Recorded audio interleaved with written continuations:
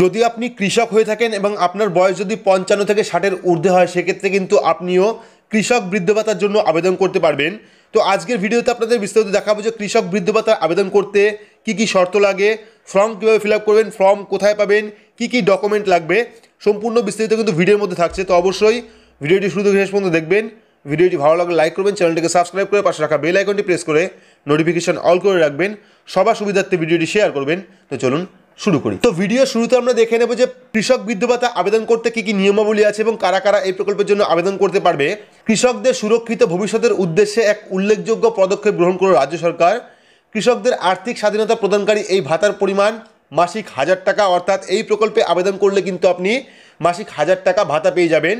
তবে কয়েকটি শর্ত আছে এই ভাতা পাওয়ার জন্য। তো কী কী শর্ত আছে আমরা দেখে নেব। তো বয়স কিন্তু ন্যূনতম 60 বছর এবং অন্যভাবে সক্ষম ক্ষেত্রে 55 বছর পূর্ণ হতে হবে, অর্থাৎ বয়স কিন্তু ন্যূনতম 60 বছর হতে হবে। যদি আপনি সাময়িকভাবে অক্ষম হন, সেক্ষেত্রে কিন্তু 55 বছর পরেই আবেদন করতে পারবেন, না হলে 60 বছরের মধ্যে কিন্তু আপনি আবেদন করতে পারবেন। তো 2 নম্বরে কী আছে, কমপক্ষে শেষ 10 বছর পশ্চিমবঙ্গে কিন্তু বাসিন্দা হতে হবে, অর্থাৎ লাস্ট আপনি যখন আবেদন করবেন লাস্ট কিন্তু 10 বছর আপনাকে পশ্চিমবঙ্গের বাসিন্দা হতে হবে। কৃষক ভাতা হলে সর্বাধিক 1 একর জমির মালিক এবং বর্গাদার হলে সর্বাধিক 2 একর জমি চাষ করতে হবে বা ভূমিহীন ক্ষেত মজুর কিন্তু হতে হবে। তো এই ভাতা আবেদনের জন্য কিন্তু কৃষকের সর্বাধিক 1 একর জমির মালিক হতে হবে এবং বর্গাদার চাষি হলে সেক্ষেত্রে 2 একর জমি কিন্তু থাকতে হবে বা ভূমিহীন ক্ষেত মজুর কিন্তু হতে হবে।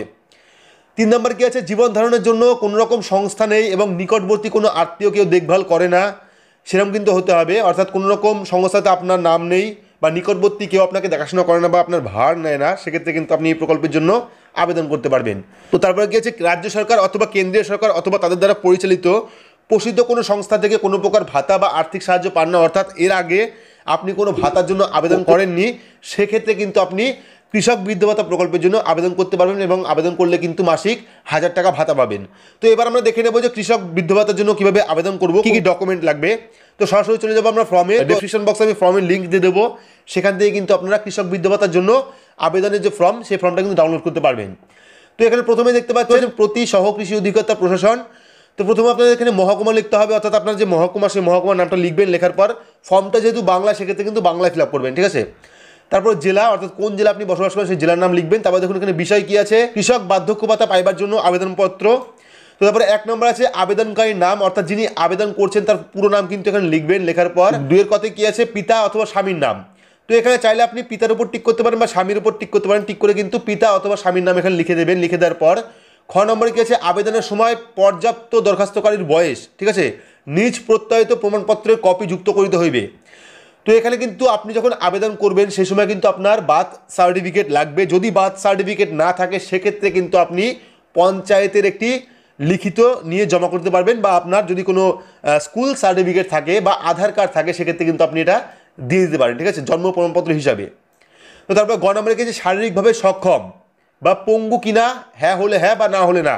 অর্থাৎ যদি আপনি অক্ষম হন, অর্থাৎ পঙ্গু হন, বা আপনি যদি প্রতিবন্ধী হন, সেক্ষেত্রে কিন্তু আপনি এখানে হ্যাঁ করতে পারেন অথবা না করতে পারেন। তো হ্যাঁ হলে হ্যাঁতে টিক করবেন, না হলে নাতে টিক করে এখানে হ্যাঁ বা না লিখে দেবেন, ঠিক আছে।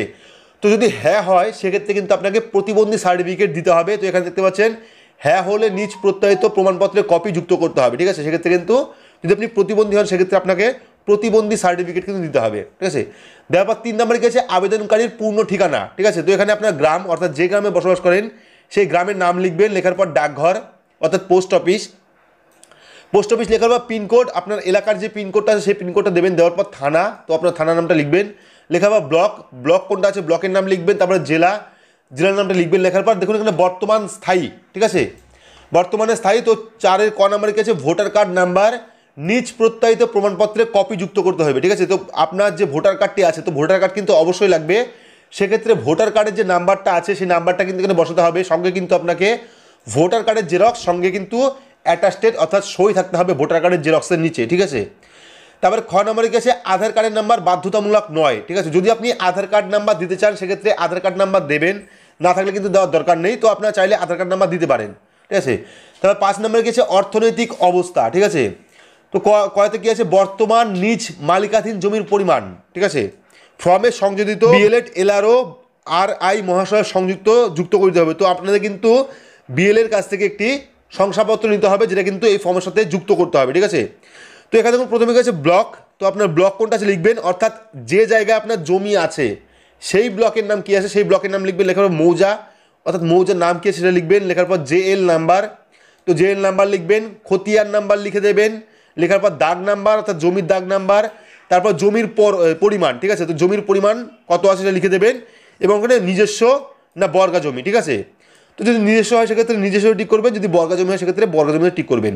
তো যদি আপনারা ব্লক, মৌজা, জেএল নাম্বার, খতিয়ান নাম্বার এবং দাগ নাম্বার বা জমির পরিমাণ না পান, সেক্ষেত্রে আপনারা banglarbhumi.gov.in ওয়েবসাইটে গিয়ে কিন্তু আপনার জমির টোটাল ডিটেলস অর্থাৎ দাগ নাম্বার, মৌজা নাম্বার, জেএল নাম্বার, খতিয়ান নাম্বার, জমির পরিমাণ কিন্তু সেখান থেকে পেতে পারেন, ঠিক আছে। তো আপনারা চাইলে নিজের জমির পর্চা বা জমির দলিল দেখে করতে পারেন, বা আপনারা banglarbhumi.gov.in ওয়েবসাইটে গিয়েও কিন্তু আপনারা এইসব ডিটেলস পেয়ে যাবেন।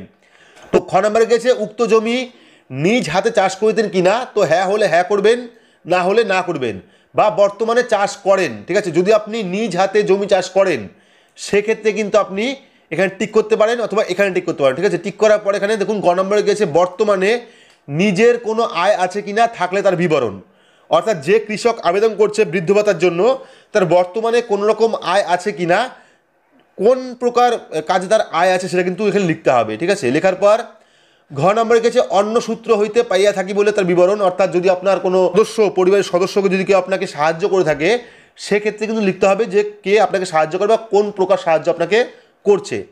তারপর ছ নম্বরে কী আছে বিষয়, ঠিক আছে, ছয়ের কথা কী আছে বিষয় হ্যাঁ হলে খ এবং স্থানীয় পঞ্চায়েতের প্রধানের শংসাপত্র যুক্ত করতে হবে, ঠিক আছে। ক নম্বরে কী আছে কৃষি শ্রমিক কিনা, যদি আপনি কৃষি শ্রমিক হন সেক্ষেত্রে হ্যাঁ টিক করবেন অথবা নাটে টিক করে এখানে হ্যাঁ বা না লিখে দেবেন। লিখে দেওয়ার পর পশ্চিমবঙ্গে বসবাসের কাল, তো এখানে কিন্তু পশ্চিমবঙ্গের বসবাসের কাল অর্থাৎ রেসিডেন্স সার্টিফিকেটের জন্য কিন্তু আপনাদের পঞ্চায়েত থেকে একটি ফর্ম সংগ্রহ করতে হবে বা পঞ্চায়েতের কিন্তু একটা দরখাস্ত নিতে হবে, ঠিক আছে। সেটা আপনারা লিখে দেবেন যে বর্তমানে পশ্চিমবঙ্গে আপনি কত সাল ধরে বা কত বৎসর ধরে বসবাস করছেন। নম্বর কাছে তপশিলিভুক্ত জাতি বা উপজাতি হ্যাঁ কি না, অর্থাৎ যদি আপনি তপশিলি হন সেক্ষেত্রে হ্যাঁ বা না করতে পারেন, যদি আপনি উপজাতি হন সেক্ষেত্রে হ্যাঁ কিংবা না করতে পারেন।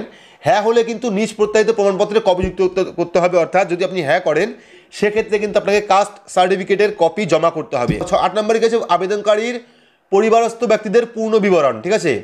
তো এখানে নাম কি আছে, অর্থাৎ আপনার বাড়ির যে কোনো একটি সদস্যর নাম কিন্তু এখানে দিতে হবে, ঠিক আছে। এখানে আপনার ছেলে হোক বা আপনার স্ত্রী হোক তার নাম কিন্তু এখানে লিখে দিতে পারেন। লেখার পর ঠিকানা, অর্থাৎ যাকে আপনি রাখছেন তার ঠিকানা লিখবেন, বয়স কত আছে বয়স লিখবেন, পেশা কি আছে বর্তমান সে পেশা লিখবেন, মাসিক আয় কত আছে, যদি কোনো কাজ করে থাকে সেক্ষেত্রে মাসিক আয় কত সেটা লিখে দেবেন।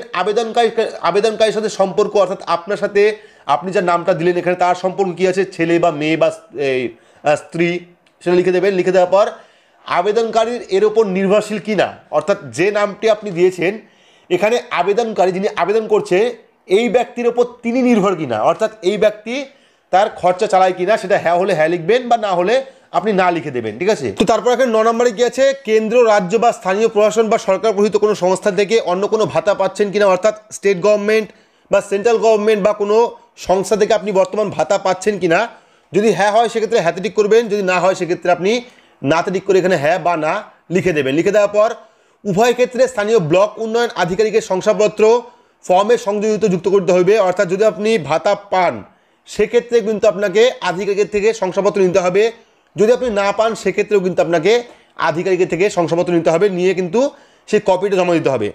জমা দেওয়ার 10 নম্বরে কী আছে এত দ্বারা আমি অঙ্গীকার করেছি যে উপরোক্ত তথ্যাদি সত্য এবং আমার এমন কোনো আত্মীয় নাই যাহার উপর আমি ভরণ পোষণের প্রত্যাশা রাখি, উপরোক্ত তথ্যাদি এবং প্রমাণপত্র ও শংসাপত্র ভুল প্রমাণিত হইলে আবেদন কিন্তু বাতিল করা হতে পারে, অর্থাৎ যে আপনি ডিটেলস দিলেন সেই ডিটেলসে যদি কোনো ভুল থাকে বা আপনার কথা যদি সত্যি না হয় সেক্ষেত্রে কিন্তু আপনার এই আবেদন বাতিল হতে পারে। তারপর এখানে কি আছে আবেদনকারী পূর্ণ স্বাক্ষর বা টিপসই, অর্থাৎ যিনি আবেদন করছেন তা কিন্তু এখানে সই লাগবে, যদি সই না করতে পারেন সেক্ষেত্রে কিন্তু এখানে টিপসই করে দিতে পারেন। করে দেওয়ার পর তারিখ অর্থাৎ কত তারিখে আপনি জমা দেবেন সেই তারিখটা কিন্তু লিখে দেবেন। লিখে দেওয়ার পর এখানে দেখুন শনাক্তকারী স্বাক্ষর এবং পদমর্যাদা, অর্থাৎ আপনারা কিন্তু গ্রাম পঞ্চায়েত সদস্য বা গ্রাম পঞ্চায়েতের মেম্বার বা সভাপতির কাছ থেকে কিন্তু একটা সই নিতে হবে এবং তারিখ দিতে হবে এবং প্লাস সেখানে কিন্তু একটা সিল মারতে হবে, যেটা কিন্তু আপনি পঞ্চায়েত থেকে করে নিতে পারবেন।